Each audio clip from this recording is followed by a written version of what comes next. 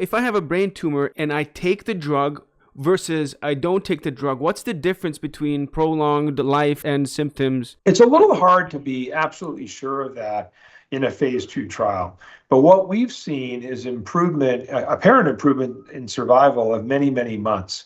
Other drugs in this field that have improved survival by weeks have been thought to be beneficial, right? So temozolomide, which is the classic drug, improves survival overall in patients of about 10 weeks.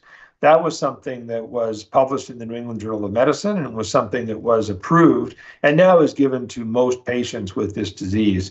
I think here we can see improvements that are beyond that are many, many months instead of 1 or 2 months. John H. Sampson is a distinguished clinical scientist and a member of Medicina Therapeutics Board of Directors. Dr. Sampson has contributed significantly to immuno-oncology and brain tumor research, developing immune-based therapies and leading numerous clinical trials.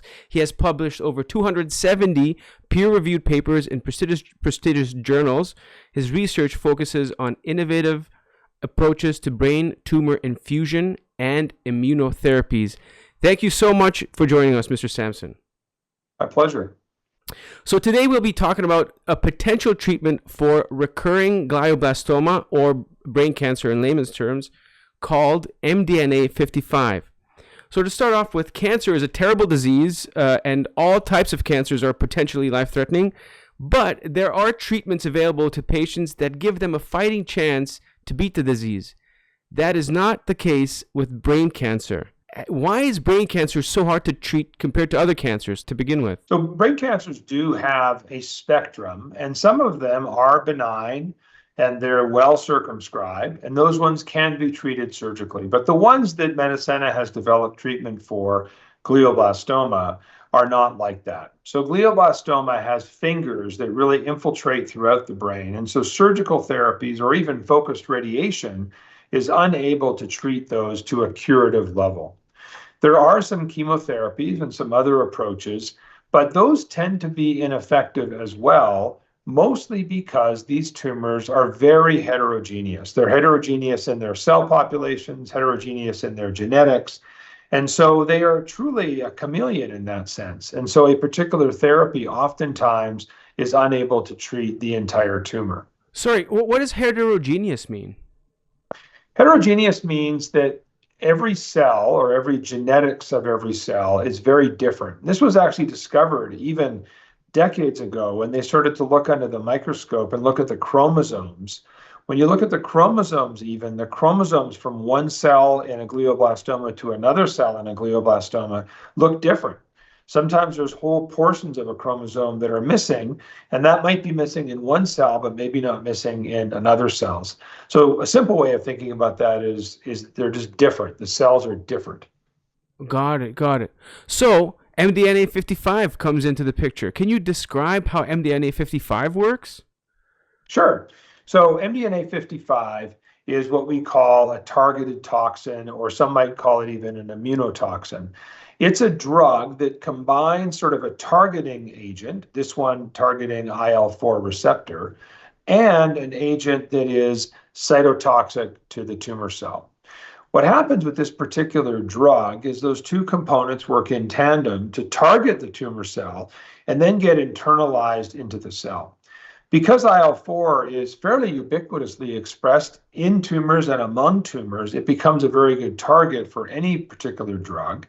And then the toxin portion of this is something that's borrowed from bacteria, but it's very toxic to cells. And literally only one molecule of this type of a drug that gets into a cell can kill that cell very effectively.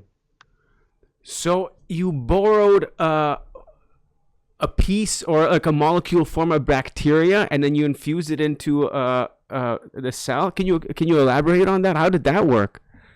So bacteria have developed different mechanisms of killing other cells throughout their sort of evolution. And it was discovered some time ago that these drugs can be effective really at killing any cell. One of the challenges with these drugs is that if they're sort of used without a specific targeting moiety, then A, they can't get into the cell, they can't be internalized. But if they were to be internalized in a non-specific way, they could be quite toxic. So what the targeting part of the molecule does is really makes the treatments much more specific to just tumor cells and not all cells. So how does the MDNA 55 infiltrate into the cell? How does the cell get tricked into thinking that it's not poisonous or not toxic? Yeah. So cells have all kinds of receptors on their surface because they need to respond to things in their environment. Sometimes it's nutrients, sometimes it's a signal to do one thing or another. And many of the cells in glioblastoma have this IL-4 receptor, among other receptors, of course. But IL-4 seems to be a good one to target and helps us differentiate tumor cells from normal cells. How these receptors work is they're kind of like a basket that sits on the surface of the cell. And when they get the thing that they're supposed to get, so in this case, when they get IL-4, they actually flip across the other side of the cell membrane and release it. So they're like a transporter, right? They go from outside to inside. Unfortunately for the tumor cell, in this case, when they transfer that molecule from the outside to the inside, they basically transmit that bacterial toxin into the inside of the cell where it is very, very potent and kills the cell very quickly. So it was described like it's a Trojan horse. Is it like Yeah. surrounded by other molecules, and so the cancer doesn't recognize that toxin, and it just thinks it's normal molecule, and then all of a sudden, when the innards get dismantled, the molecule is revealed inside the cell? Yeah, so if it was just straightforward IL-4 or interleukin 4, what might happen is the basket or the Trojan horse would put IL-4 into the cell, and that might actually help it grow. So what we do is we trick it when it pulls by combining these two things together. When it pulls the IL-4 in, it also pulls in that toxin. If this drug shows the kind of results that we're expecting, I think patients might choose different pathways. Right now, the standard pathway is surgery, radiation, and chemotherapy. Now, this drug currently is positioned in the area where patients get this after those treatments fail. But as I said before, they almost always universally fail. So I do think that this is a drug that could become an upfront therapy, a first-line therapy. This is a disease that will probably continue to need a number of different approaches to therapy, but I'm confident that MDNA 55 can be a really important part of that team of therapies that we're using against this disease. It's good news, a hopeful news for everyone. Thank you, Mr. Sampson, for taking the time. Thank you.